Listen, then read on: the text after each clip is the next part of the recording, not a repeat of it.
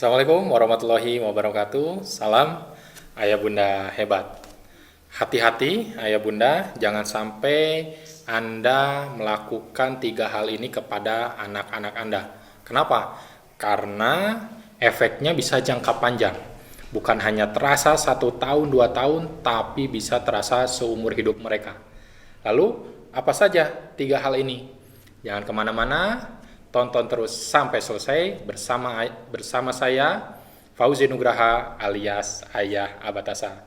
Bagi ayah bunda yang baru mampir, baru bergabung di channel Ayah Abatasa, silahkan klik dulu subscribe dan loncengnya, share kepada teman, saudara, dan semuanya.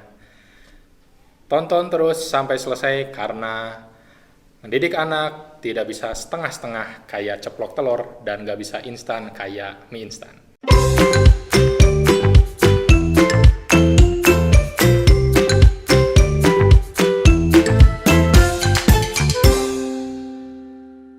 Jadi saya itu sering dicurhati ya, dari mulai anak-anak, remaja, dewasa, sampai orang tua yang sudah punya anak, punya cucu, curhat ke saya. Dari curhatan-curhatan itu, saya jadi banyak belajar. Saya menyimpulkan ternyata, wah, jangan sampai saya sendiri dan orang tua yang lain melakukan hal yang sama. Nah, makanya saya punya 3 hal yang jangan sampai dilakukan oleh kita sebagai orang tua kepada anak-anak kita. Yang pertama apa aja sih? Yang pertama yaitu jangan dibanding-bandingkan. Karena ketika anak dibandingkan, sebetulnya bukannya dia termotivasi, malah dia menjadi marah ya. Marah, kecewa dirinya dibandingkan dengan orang lain. Padahal di mata dia bisa jadi si orang yang dibandingkan ini di mata dia memiliki kekurangan yang dia tidak miliki. Nah, sehingga maksud orang tua yang asalnya, saya mengerti betul, yang asalnya ingin memotivasi anaknya dengan membandingkan kepada kakaknya, adeknya, temannya, atau siapapun itu, maksudnya untuk agar anak lebih termotivasi. Betul kan? Tapi ternyata di sisi anak itu sendiri, dia merasakan kekecewaan. Dia ngerasa disepelekan ya. Sehingga bukannya termotivasi, malah berakibat dia benci kepada orang yang dibandingkan itu. Dan juga benci kepada orang yang membanding-bandingkan. Nah, hal ini akan terus menjadi kepercayaannya. Akan terus terasa sampai seumur hidupnya. Sehingga masa depannya ini akan terus dihantui oleh orang yang dibandingkan ini. Dia ngerasa berada di bawah orang yang dibandingkan ini. Maka hati-hati, jangan dibandingkan. Lalu gimana dong? Ya kalaupun mau dibandingkan, bandingkan dengan dirinya sendiri. Jangan dengan orang lain. Maksudnya gimana? Ya bandingkan dengan dirinya sendiri. Kemarin seperti apa, sekarang seperti apa. Minggu lalu seperti apa, sekarang seperti apa. Jadi jangan membandingkan hal yang jelek aja dong. Ketika dia berprestasi, dia baik, dia menunjukkan hal yang positif, seharusnya kita bandingkan juga. Wah, sekarang kakak lebih disiplin ya sholatnya dibandingkan minggu kemarin. Seperti itu dong, jadi fair. Jangan ketika salah baru dibandingkan dengan minggu kemarin. Ketika dia baik pun harusnya dibandingkan ya. Sehingga anak tahu bahwa oh ya, saya ini sekarang lebih baik dari minggu kemarin. Oke, kita lanjutkan. Nomor 2, yaitu selalu disalahkan. Coba, kalau misalnya tiba-tiba pasangan Anda sekarang datang langsung nyalah-nyalahin. Wah, bunda mah gini, harusnya gini. Gimana? Enak nggak? Enggak kan?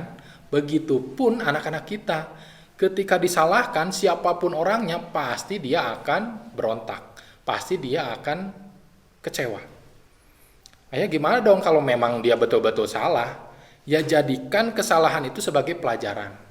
Contoh misalnya ketika anak saya mencoret-coret sofa. Biasanya kan langsung dimarahin kan? Biasanya, wah ini perbuatan siapa ini? Ayo tanggung jawab, ayo seperti ini, kamu harus gini, uang jajannya dikurangi dan lain-lain. Nah, kalau itu disalahkan. Siapapun akan kecewa dan kesal apabila disalahkan. Dan dia akan malah menjadi kontraproduktif. Dia malah marah kepada kita. Dia menganggap bahwa orang tuanya sebagai musuh. Harusnya gimana? Nah, harusnya kita jadikan itu sebagai pelajaran. Kakak coba sini. Coba kakak bandingkan. Bagusan sofa yang ini, yang sudah ada coretannya, atau bagusan sofa yang belum ada coretannya. Wah, bagusan yang ini belum ada coretannya. Oh gitu ya, kenapa? Karena ini banyak coretannya jadi jelek. Oh gitu ya. Berarti kalau sofa yang ada coret-coretannya jelek ya? Iya. Nah terus ini siapa ya yang menggambar di sofa ini? Iya kakak. Kenapa kakak? Soalnya kemarin kakak pengen ngegambar. Terus buku gambarnya hilang, nggak tahu di mana. Oh gitu ya. Jadi kakak sebenarnya pengen ngegambar. Nah, jadi karena nggak ada buku gambar, dia gambarnya di sofa. Nah, dari sana kita ajak anak untuk mencari hikmahnya.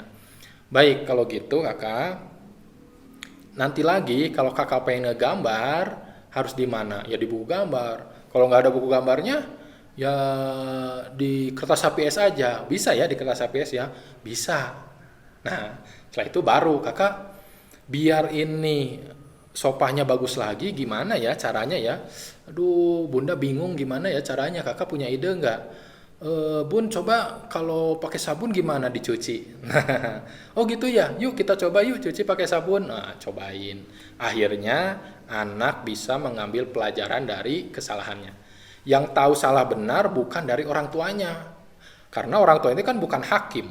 Kita tugasnya bukan menghukumi, bukan wasit kan. Nah, posisi kita sebagai fasilitator, sebagai pelatih aja. Sehingga anak tahu, oh kemarin tuh saya coret-coret, saya salah. Seperti itu. Oke?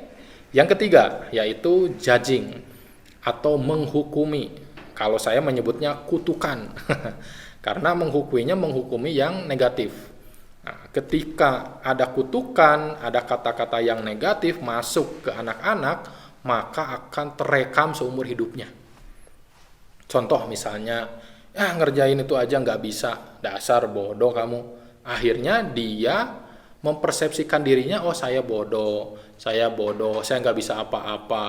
Nah, ketika dia menjelang dewasa, tumbuh dewasa, ketika dikasih tantangan, ya, yang menurutnya agak sulit, udah dia defensif, saya bodoh, udah saya nggak bisa, udah saya angkat tangan. Akhirnya dia kurang percaya diri. Makanya banyak remaja-remaja atau orang tua yang ngerasa kenapa ya saya kurang percaya diri. Bisa jadi memang dulunya perjalanan hidupnya banyak yang menghukuminya dari kanan, dari kiri. Nah, sehingga si kata bodoh ini menjadi beliefnya, menjadi keyakinannya bahwa saya mah bodoh, nggak bisa apa-apa. Nah, ini ujung-ujungnya datang ke kami pengen diberesin, ya susah ya. Kalau sudah berpuluh-puluh tahun merasa dirinya bodoh, sekarang pengen lebih percaya diri, pengen lebih pintar, ini bukan hal yang mudah. Makanya ayah bunda, sebelum hal itu terjadi, yuk kita sedikit-sedikit jauhi, sedikit-sedikit rem lah. Jangan sampai kita membandingkan anak kita, jangan sampai selalu menyalahkan anak kita, jangan sampai menghukumi atau sampai memberikan kutukan.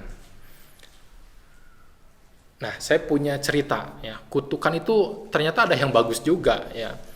Ceritanya bundanya dari Syekh Sudes. Dulu ketika kecil, ceritanya Syekh Sudes ini sangat-sangat atraktif, sangat-sangat hiperaktif.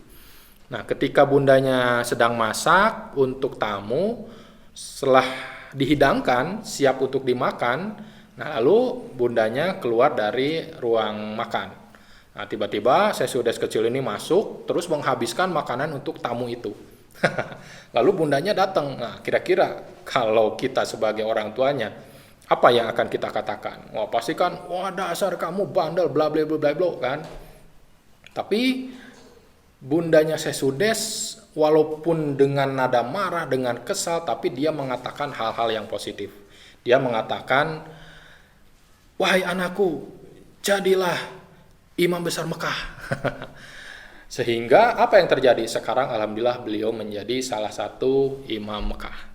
Nah, apakah kita bisa seperti itu ketika marah menyebutkan hal-hal yang positif? Ya kalau nggak bisa ya jangan marah dong. Oke, mudah-mudahan bermanfaat.